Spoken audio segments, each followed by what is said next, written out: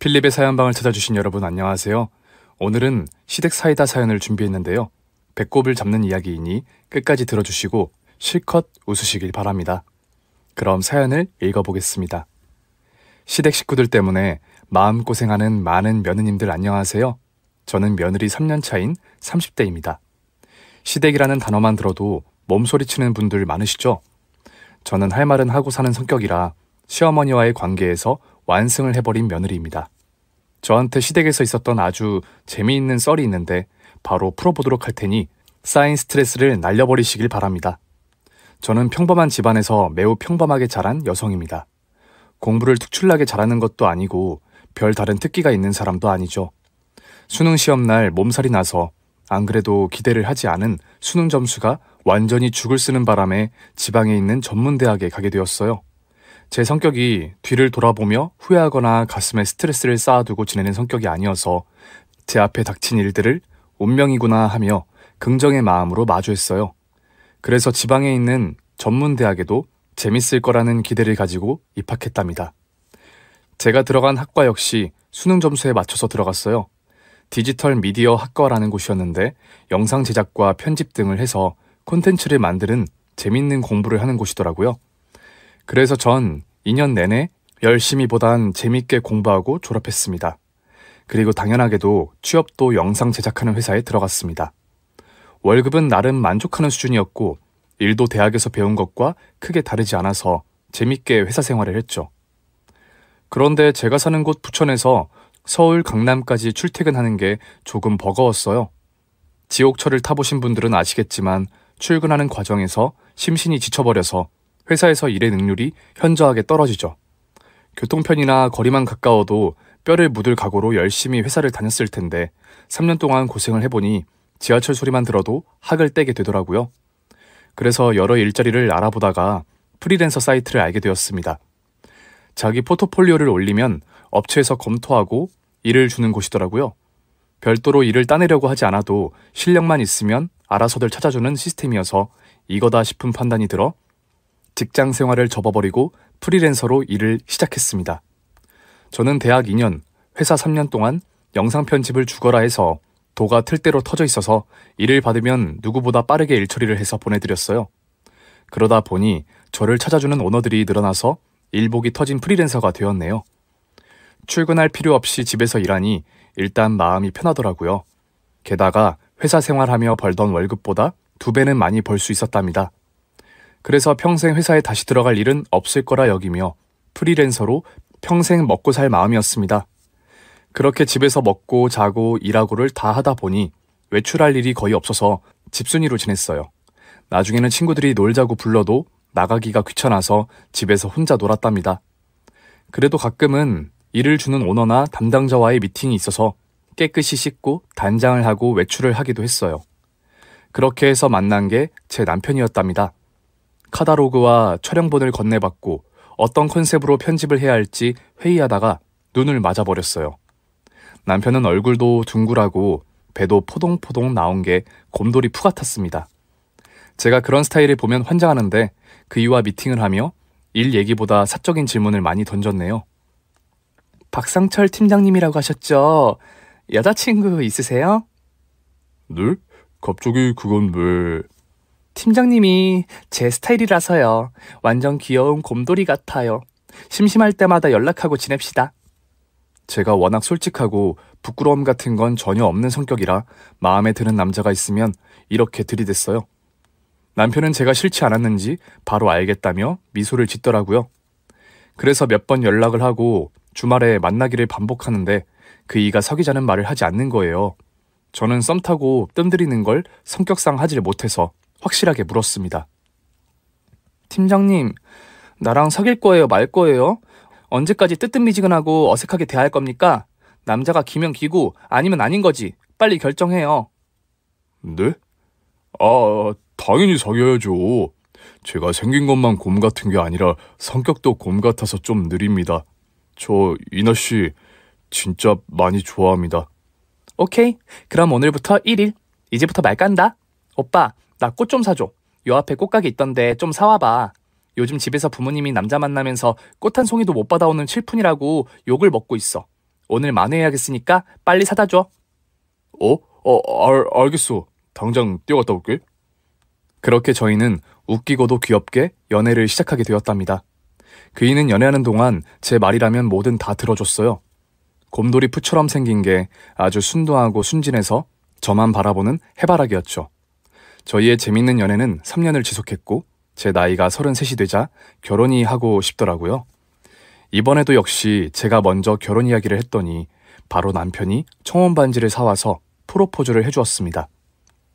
저희는 양가 부모님께 인사를 드렸는데 큰 갈등 없이 잘 허락을 받았습니다. 그렇게 상견례를 하게 되었는데 저희 식구는 부모님과 저 셋이 나갔는데 남편은 시부모님과 시숙 그리고 동서까지 5사람이 왔더라고요. 시부모님과 시숙은 먼저 인사를 드렸는데 동서는 그날 처음 보고 인사를 했답니다. 반가워요. 이제 한 식구가 될 테니 잘 지내봐요, 우리. 네, 뭐 수준이 맞을지 모르겠지만 잘 지내보죠. 동서의 첫마디가 좀 재수없게 들려서 곧장 말을 놓았습니다. 동서, 지금 무슨 수준을 말한 거지? 내가 동서랑 수준 차이가 난다는 건가? 아니, 갑자기 왜 반말을 하고 그러세요? 내가 나이도 2살이나 많은 걸로 알고 있는데? 내가 윗사람이잖아. 꼬우면 도련님 말고 내 남편하고 결혼하지 그랬어. 저의 당당하고 똑부러진 말에 동서가 혀를 차며 고개를 돌려버리자 시어머니가 대신 말문을 열었습니다. 전문대 나왔다더니 말하는 게 참 무식하네. 예, 아무리 네가 손윗동서라고 해도 이런 식으로 나오면 안 된다. 우리 둘째 며느리가 어떤 애인지 아니? 무려 2대 나온 여자야. 그것도 박사 과정을 밟고 있는 수재라고. 어머님, 2대 출신 박사든 영부인이든 제가 형님이니까 말을 까도 되죠. 안 그래, 동서? 뭐시라? 얘가 정말 모자란가 보네. 시어머니가 말을 하면 고분고분하게 예, 알겠어요, 어머님. 제가 죄송합니다 하고 사과를 해도 모자랄 판에 날 가르치려고 들어? 제가 할 말은 꼭 하는 성격이지만 여기서 더 나갔다가는 일이 커질 것 같아 가만히 있었네요. 그렇다고 꼬리를 아예 내린 게 아닌데 시어머니는 동서와 저를 본격적으로 비교하기 시작했습니다. 사돈, 송이를 참 잘 키우셨네요. 어른이 하는 말 따박따박 받아치고 초면인 제 며느리한테 무식하게 반말을 하고 말이죠.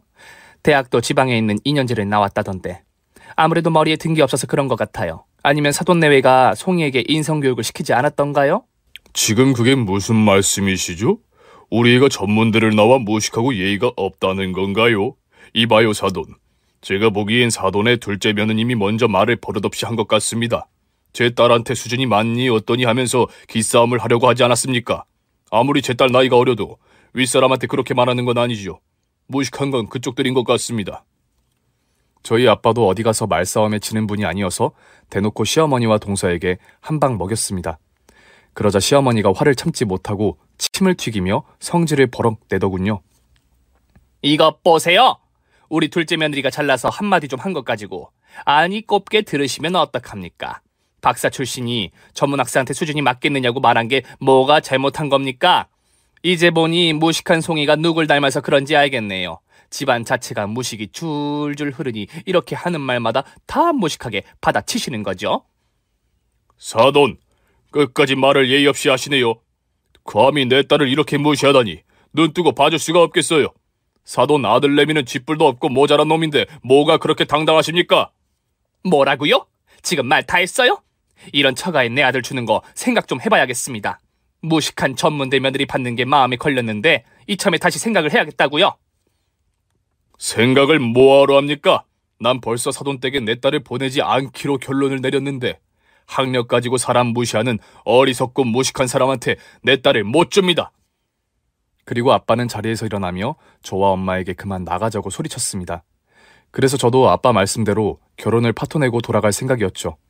그런데 남편이 테이블 위에 올라가 무릎을 꿇고 용서를 빌었습니다. 아버님, 어머님, 그리고 송이야, 제가 대신 사과드리겠습니다. 저희 엄마가 여러분께 무시하는 발언한 걸 용서해주세요. 또 재수씨가 박사까지 나왔지만 아직 철이 없어요. 자기 학력 말고는 내세울 게 없는 사람이라 저러는 거니 제 얼굴을 봐서 한 번만 봐주세요. 결혼해서 엄마랑 재수씨랑 부딪히지 않게 제가 잘할 테니 제발 한 번만 참아주시고 결혼을 허락해주세요. 그이가 자존심을 내던지고 납작 엎드려 저와 부모님께 용서를 빌자 쉽게 나가지 못하겠더라고요. 저도 시댁 식구들만 아니면 남편과는 문제 하나 없이 잘 살 수 있었으니 한번 이해하고 넘어가도 괜찮겠다 싶었고 부모님도 그 이의 진심 어린 사과에 화가 녹아내려서 다시 자리에 앉았습니다. 시어머니는 남편에게 왜 먼저 사과를 하느냐고 등짝을 때리시긴 했지만 그 이가 제발 조용히 넘어가자고 하는 바람에 꼿꼿했던 시어머니가 자존심을 꺾으셨답니다. 내 아들이 이렇게 마음이 여리고 착해요. 아들 부탁이니 제가 먼저 사과드리겠습니다. 네, 사과 잘 받았습니다. 네? 그게 다예요? 그럼 뭐 다른 말이 듣고 싶으신가요? 피차 얼굴 붉혀봐야 좋을 거 없으니 애들 결혼 얘기나 하시죠. 신혼집은 자가로 마련하실 건가요? 아니면 전세로? 전세로요. 요즘 집값이 너무 비싸서 자가는 무리네요. 아, 난 또 박사 며느리가 우리 애들 신혼집이라도 마련해주는 줄 알았네요. 그래서 사돈이 박사 며느리 발바닥을 핥으시는 줄 알았습니다. 아빠는 시어머니를 완전히 넉다운 시켜버렸어요. 그래서 제가 그만하라고 말리는 신용을 해서 아빠가 나지막한 목소리로 죄송하다고 사과를 드렸답니다. 이렇게 사이가 별로 좋지 않은 상태에서 결혼이 진행되었어요. 아빠는 결혼 생활하다가 시어머니 때문에 힘든 일이 있으면 언제든 당신에게 일러 바치라고 하셨죠. 하지만 저는 무슨 일이건 제 선에서 해결할 자신감과 배짱이 있어서 괜찮다고 말씀드렸네요. 신혼은 재밌게 즐기고 있었는데 시댁에 일이 있어 모이는 게 조금 싫었습니다. 며느리들이 시댁에 가면 식모 노릇이나 하고 돌아오는 게 일수였으니 당연히 가기 싫었죠. 게다가 제 시어머니는 박사인 동서를 끔찍이 아껴서 노동은 저한테만 시키셨습니다. 우리 둘째는 평생 공부만 해와서 부엌에 들어가 본 적이 없다. 그러니 전문대 나온 네가 밥을 차려라. 그동안 부엌에 한 번도 안 들어왔다고요? 그럼 오늘부터 들어오면 되겠네요. 제가 친히 잘 가르치겠습니다, 어머님. 넌 말귀를 못 알아듣는 거냐? 못 듣는 척을 하는 거냐? 귀한 박사 며느리를 주방에 보내기 싫다고. 그러니까 전문대 나온 네가 혼자 밥상 차려. 아, 그래요? 그러죠 뭐. 거실 가셔서 동서랑 놀고 계세요. 밥 다 되면 부를게요. 진작 그럴 것이지. 이제야 말이 좀 통하는 것 같네. 시어머니 바람대로 제가 알아서 기는 게 아니라 다른 방법을 쓰려고 그런 거죠. 저는 밥을 일부러 죽처럼 했고 국은 소금국으로, 반찬은 세상에서 제일 맛없게 만들어서 식탁에 올렸답니다. 이윽고 시댁 식구들이 식탁에 모여 식사를 시작했는데 다들 제가 만든 음식을 한 입 먹고는 인상을 찌푸렸습니다. 형님, 이거 무슨 맛이에요? 내가 발로 해도 이것보다 낫겠네. 진짜지? 그럼 이제부터 시댁에 오면 동서도 주방에 들어와. 설마 박사님이 뱉은 말을 어기진 않겠지? 진짜 어이가 없네. 알았어요. 나도 주방에 들어갈게요. 됐습니까?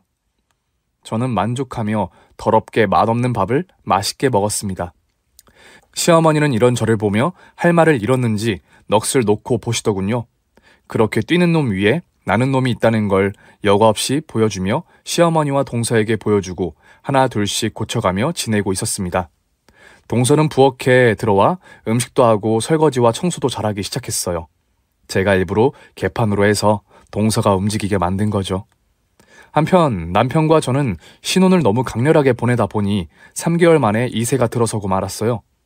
입맛이 돌아 하도 많이 먹다 보니 남편이 임신인 것 같다고 병원에 가서 알게 되었죠. 의사 선생님은 핑크색이 어울리는 아기라고 힌트를 주시며 축하의 말씀을 해주셨답니다. 그래서 남편과 시댁에 가서 이 기쁜 소식을 알렸어요. 엄마, 아버지, 우리 애기 생겼어요. 벌써 4주 차래요. 어머, 벌써 임신이라고? 그럼 아들이냐 딸이냐? 예쁜 공주님이래요. 정말 잘 됐죠. 에휴, 좋다 말았네. 겨우 계집애 임신했다고 이 난리를 친 거냐? 상철이 너는 어찌 갈수록 멍청해지는 것 같으냐?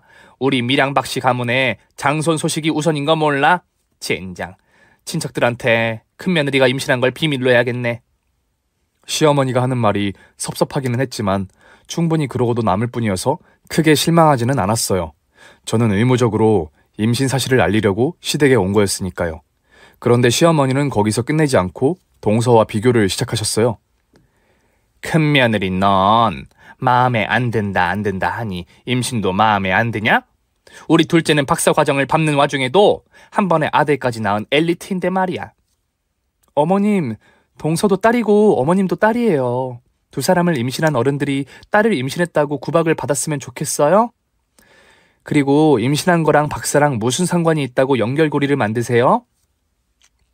넌 어찌 한마디를 안 지냐? 그래, 너 잘났다. 너랑 똑같은 딸내미 나와서 속 터져봐라. 저처럼 똑부러진 딸을 낳는데 왜 속이 터져요? 아이고 투야.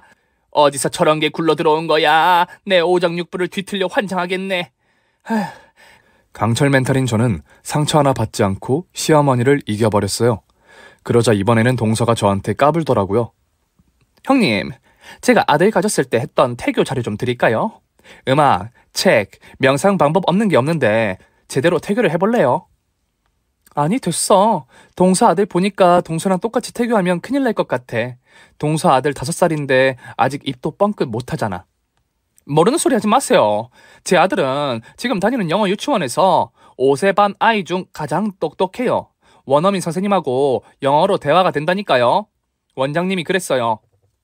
그거야 원장님이 유치원을 유지하려고 학부모들한테 그냥 하는 소리지. 돈 벌려고 떠드는 말이라고.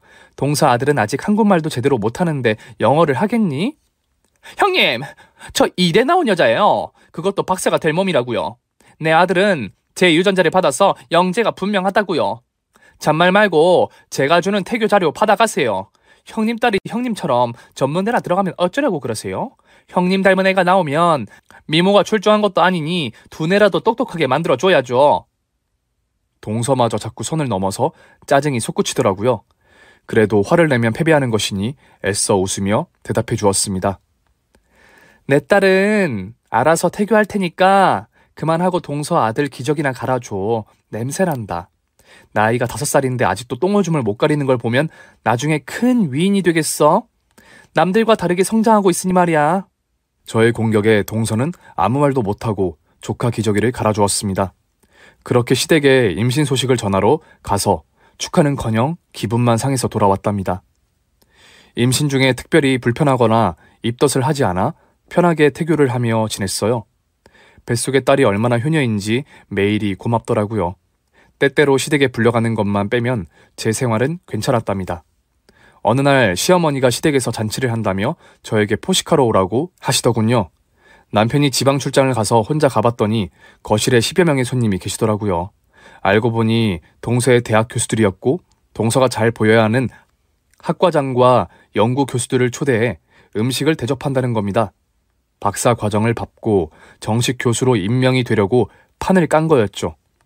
시어머니는 저에게 요리할 사람이 자기밖에 없다며 제 도움을 받으려고 부르신 거였죠. 기가 막히고 어이가 없긴 하지만 손님들을 뒤로하고 나갈 수는 없어서 꾹 참고 주방에서 일을 시작했습니다. 그동안 동서는 초대한 교수들에게 잘 보이려고 술을 따르고 콧소리로 히히덕거리고 있었네요. 성격 같아선 바로 엎어버릴 수도 있었지만 아무리 미워도 한 식구이니 참기로 했고 뱃속의 딸을 위해 화를 내지 않기로 했답니다. 그래서 몇 시간 동안 서서 잔치상을 차리고 치우고 차리고를 반복하면서 손님들의 배를 실컷 채워주었어요. 이제 좀 쉴까 해서 작은 방에 가려는데 교수 하나가 저를 부르더군요. 아줌마, 저희 갈비찜 좀 더 해줘요. 간이 심심하니까 좀 잘 좀 맞춰주시고요. 네? 아줌마? 저 가사 도우미 아니... 그 순간 동서가 제 말을 끊었습니다. 아줌마 뭐예요? 우리 교수님이 갈비찜 해오라잖아요. 빨리 만들어 와요. 동서, 임산부한테 너무하는 거 아니야? 나의 가정부 취급하는 것도 진짜 너무한다고. 제가 임산부에 동서 손윗사람이라고 밝혔는데도 교수들은 임신한 게 대수냐며 음식 해주려고 왔으면 제대로 하라며 동서를 두둔하고 저를 괄시하더군요. 순간 화가 나서 동서를 불러 혼을 내렸는데 교수들과 건배를 하며 홀짝거리며 술을 마시더군요.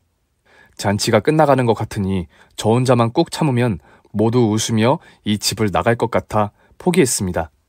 그래서 결국 아줌마 소리를 들어가며 잔치상에 음식을 계속 올려주었답니다. 모든 손님이 돌아가고 동서에게 한 소리를 할까 했는데 괜히 제 감정을 폭발했다간 뱃속에 딸이 잘못될 것 같아 조용히 집으로 돌아갔습니다. 그리고 허기진 배를 채우려고 냉장고에 있던 반찬을 때려 붓고 비빔밥을 해먹었네요. 동서와 시어머니는 저에게 고맙다거나 미안하다는 말을 전혀 하지 않더라고요. 그리고 몇 달 뒤 제 배가 조금 불러왔을 때 시할아버지의 제사일이 다가왔습니다.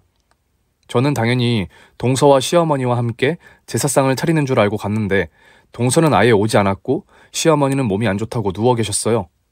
그리고 친척들이 얼마나 많이 오셨던지 거실과 방에 사람들이 부산하게 돌아다녔답니다. 시어머니는 당신이 장을 봐왔으니 저에게 제사상을 차리라고 하셨어요. 몸이 아프다고 하니 뭐라 말도 꺼내지 못하고 다른 친척들에게 도와달라고 하려 했는데 연세가 많은 남자분들만 계셔서 어쩔 수 없이 저 혼자 제사 음식을 준비해야 했답니다. 남편은 그때도 회사 일이 바빠서 야근을 하고 제사 시간에 맞춰서 오겠다고 했죠.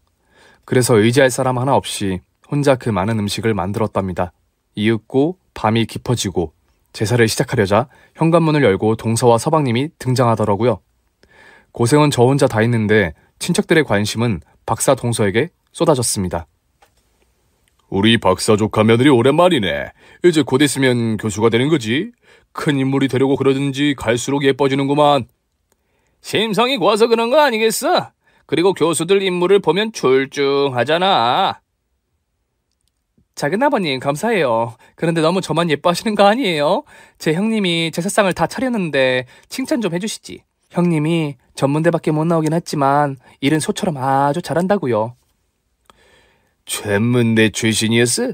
어쩐지 상 차리면서 어리버리를 까더라니. 박사 조카가 차렸으면 이것보다 100배는 낫게 차렸을 거야. 아니에요, 작은아버님. 저희 형님이 저보다 훨씬 요리를 잘하세요. 전문대를 나와 하는 일이 시답지 않으니 집에서 팽팽 노는 시간이 많거든요. 요즘 여자도 박사 조카처럼 능력이 있어야 하는 법인데. 에헴, 큰 며느리 자네는 임신했다고 집에서 놀고만 있나? 아니요, 저도 프리랜서로 영상 제작을 하고 있어요. 프리머시기? 아, 집에서 재택으로 일한다는 거지. 취직이 어려워서 하찮은 일을 하는 모양이구만. 세상에 직업이 귀천이 어딨다고 그런 말씀하세요. 제가 특출나서 그렇지. 여자들 대부분이 형님처럼 산다고요. 여하튼 우리 집안의 보배는 박사 조카뿐이야. 나중에 교수로 전공해서 학과장도 되고 정치에도 나서 보라고. 무식한 전문대 출신은 조용히 집구석에서 밥이나 차리고 사는 게 딱 맞으니까 큰 며느리는 제사상 차리는 거 잘 숙지하도록 하게. 저는 가만히 참고 억지 미소를 짓는데 동서가 또 공격을 하더군요. 형님, 죄송해요. 제가 오늘 수업을 빠져서라도 음식하는 걸 도와드렸어야 했는데 혹시 지난번처럼 화나신 건 아니죠? 임산부가 집안일 하는 게 아니라고 불만이 많으셨잖아요. 동서, 내가 언제 화를 냈다고 그래? 왜 말을 짓고 그러는 거야? 박사 조카한테 화를 냈다고? 임신한 게 무슨 대단한 일이라고 놀고 자빠질 생각을 해? 이복의 전문대 며느리! 머리에 든 게 없으면 심보라도 착해야지. 감히 박사님한테 형님 노릇을 하려고 해? 그깟 애새끼 하나 임신했다고 일을 미루려고 했어. 못난 것. 저 그런 적 없는데. 어른이 말하면 잘못했다고 말해야지. 네, 잘못했습니다. 앞으로는 박사 동서한테 싫은 소리 절대 하지 않을게요. 저는 고생은 고생대로 다 하고 조롱은 조롱대로 실컷 받고 잘못한 것도 없는데 혼이 났습니다.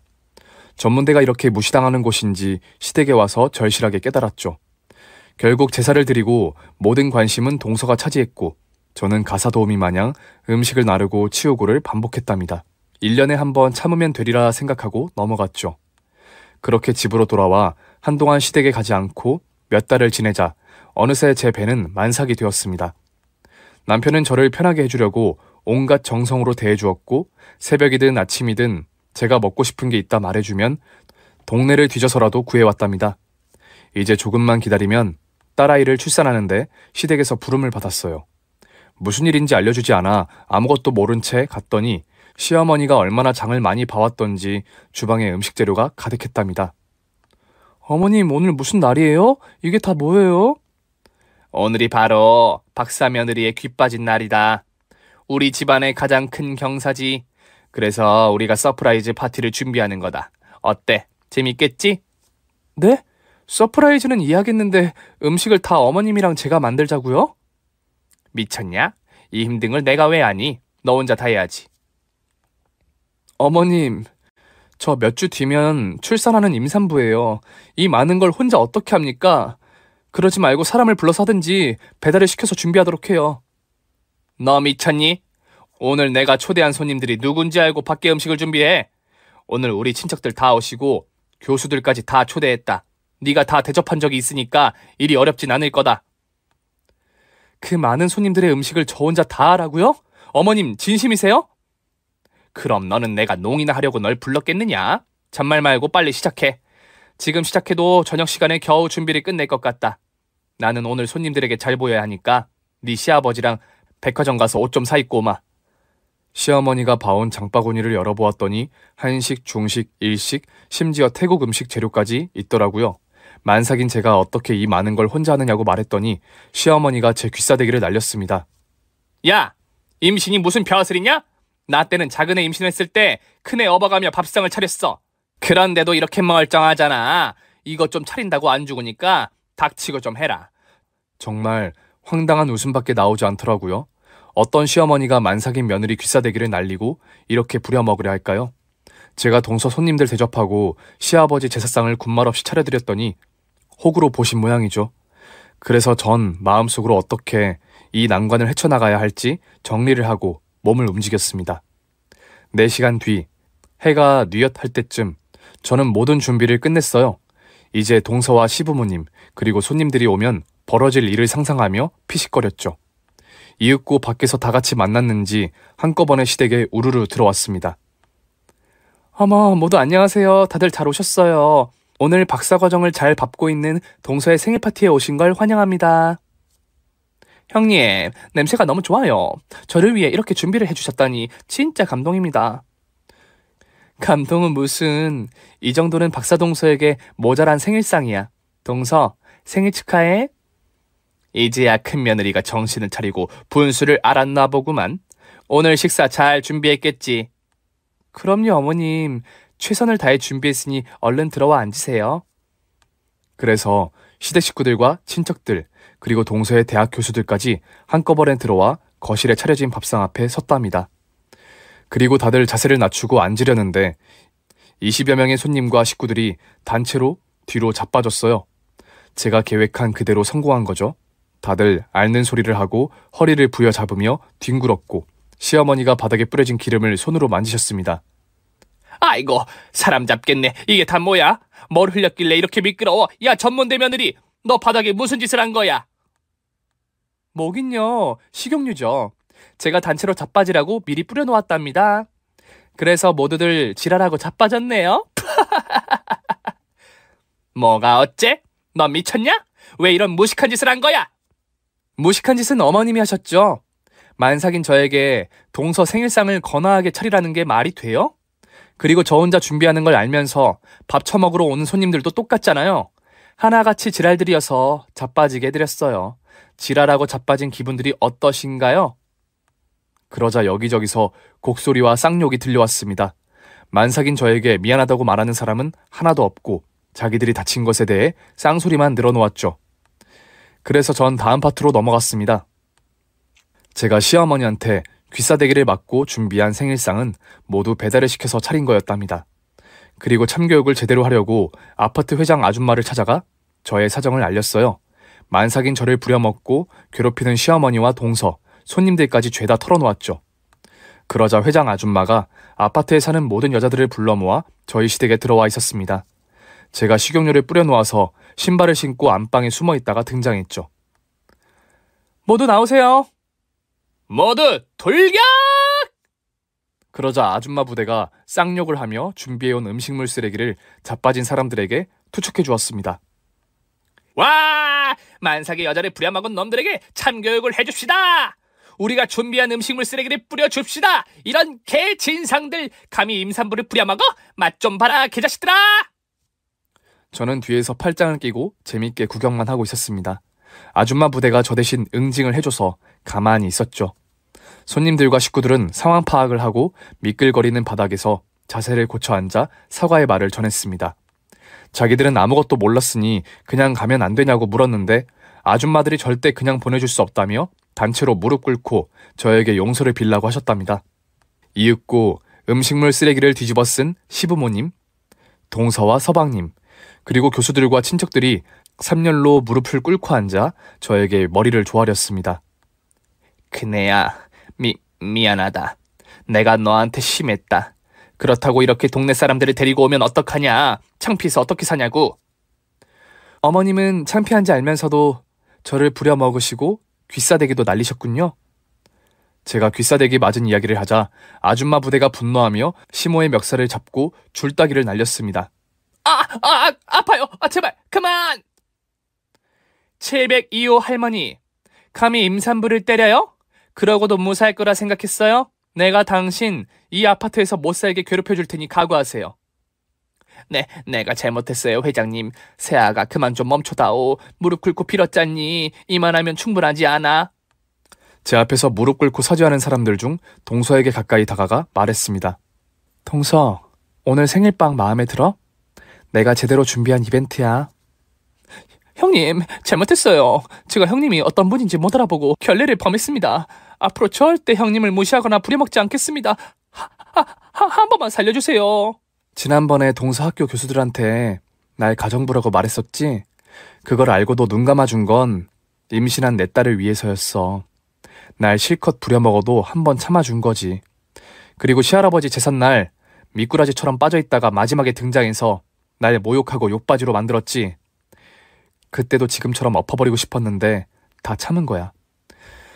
그런데 오늘날 제대로 능멸하고 조롱하려는 것 같아 작게나마 교육을 좀 시켜준 거야. 죄송해요. 앞으로는 형님을 존중하도록 하겠습니다. 그네야, 우리가 이렇게 사과하니 그만하고 끝내자. 그래요. 그럼 우리 포옹하고 마무리하죠. 어머님 동서, 미끄러우니까 내 손을 잡고 일어나요. 제가 내민 손을 잡고 일어선 두 여인은 저를 안아주려고 두 팔을 벌렸습니다. 그래서 전 두 여인을 밀어버렸어요. 또다시 지랄하고 자빠지고 만 거죠. 앞으로 내 신경 건드리면 이렇게 자빠지게 만들 겁니다. 아시겠어요? 아이고 나중네. 큰애야 너무 심한 거 아니니? 게다가 오늘 쇼핑한 옷을 다 버렸잖아. 내 허리, 내 무릎 제대로 넘어져서 뼈마디가 아파 죽겠어요. 두 여자는 앓는 소리를 내고 나서 다시는 저를 함부로 대하지 않겠다고 약속했답니다. 그러자 아줌마 부대가 나서서 손님들과 교수들을 내쫓아 버렸습니다. 자, 넘어졌다가 안 죽어요. 당신들이 임산부를 괴롭힌 벌을 받은 거라 생각하고 꺼져들 주세요. 빨리 나가. 고개 숙여. 뭘 저리 타고 꼬라보는 거야? 눈 안 깔아? 교수들과 시댁 친척들은 고개를 숙이고 허리를 짚으며 조심조심 퇴장했습니다. 그러자 회장 아줌마가 시어머니와 동서에게 말했어요. 두 사람은 지금부터 만삭인 임산부를 위해 주방으로 들어가서 음식을 만들어 옵니다. 실시. 네, 지금 저희들어 밥을 하라고요. 온 뼈마디가 아파 죽겠는데요. 할머니, 이 아파트에서 못 살게 해줄까요? 주민들의 항의로 쫓겨나고 싶어요? 아닙니다. 당장 큰애에게 밥상을 차려주겠습니다. 15첩, 아니 20첩으로다가 차리겠습니다. 야, 둘째, 빨리 안 일어나. 엄살 피우지 말고 빨리 일어나란 말이야. 이게 다 너 때문에 일어난 거니까 네가 책임을 져. 어머님, 왜 제 책임이에요? 어머님이 형님을 싫어해서 저도 똑같이 한 거라고요. 인연이 어디서 시애미 말에 토를 달아? 빨랑 일어나서 따라와. 큰애 밥 차려줘야 하니까. 두 여인이 부엌으로 들어가자 아줌마 부대가 어지럽혀진 거실을 청소하셨습니다. 그리고 어디서 가져왔는지 임금님의 방석이라며 화려하고 두툼한 방석 위에 앉히셨어요. 제 어깨와 다리를 주물러 주시는 아주머니도 계셨고 배를 따뜻하게 하라고 담요를 가져다 주신 아주머니도 계셨죠. 그동안 시어머니와 동서는 주방에서 20첩 반상을 준비해 거실로 음식을 날랐습니다. 이윽고 제가 미역국 한 입을 먹어보고 말했어요. 이거 맹탕이네. 다시 끓여와, 동서. 네, 형님. 다시 끓여서 올리겠습니다. 어머님, 반찬이 왜 이렇게 짜요? 임산부가 이렇게 짜게 먹어도 되겠어요? 안 되겠어요? 당연히 안 되지. 다시 간 맞춰서 준비하마. 미안하다. 두 사람은 제 입맛에 맞을 때까지 음식을 준비했고 저는 포식을 하고 트름을 시원하게 한 뒤 아줌마 부대와 자리에서 일어났습니다. 동서, 생일날 나만 잘 먹고 가네? 미안해. 아니에요, 형님. 당연히 임산부가 먼저죠. 맛있게 드셨다니 다행이에요. 그네야, 그럼 우릴 용서하는 거지? 그럼 회장님이랑 아주머니들한테 말 좀 잘 해줘라. 나랑 네 시아버지는 갈 데가 없다고. 네, 그래야죠. 저도 그렇게 야박한 년 아니에요. 회장님, 오늘 도와주셔서 감사드려요. 저희 시부모님이 계속 여기서 지낼 수 있게 시위 같은 건 참아주세요. 알겠네. 혹시라도 또 자네를 힘들게 하면 날 찾아오게. 임산부를 괴롭힌 최후가 어떤 지옥인지 맛보여줄 테니까. 제가 자리에서 일어나자 시부모님과 동서가 고개를 숙이며 인사를 하더군요. 저는 깔깔거리며 시댁에서 나왔답니다. 그 일이 있은 후 2주일 뒤에 예쁜 딸아이를 출산했어요. 시어머니는 이전처럼 딸이라고 무시하지 않고 진심으로 기뻐하며 축하해 주셨습니다. 큰애야, 고생 많았다. 이렇게 예쁜 애를 10달 동안 품고 있던 중에 내가 널 모질게 괴롭혔으니 너무 미안하구나. 형님, 축하드려요. 형님을 빼다 박은 예쁜 공주님이에요. 다들 고마워요. 그리고 제가 심하게 복수한 건 죄송하게 생각해요. 아니다, 새아가. 네가 죄송할 게 뭐 있겠니? 다 내 잘못이고 네 동서 탓이지. 맞아요, 형님. 그날 이후로 느끼는 게 많아요.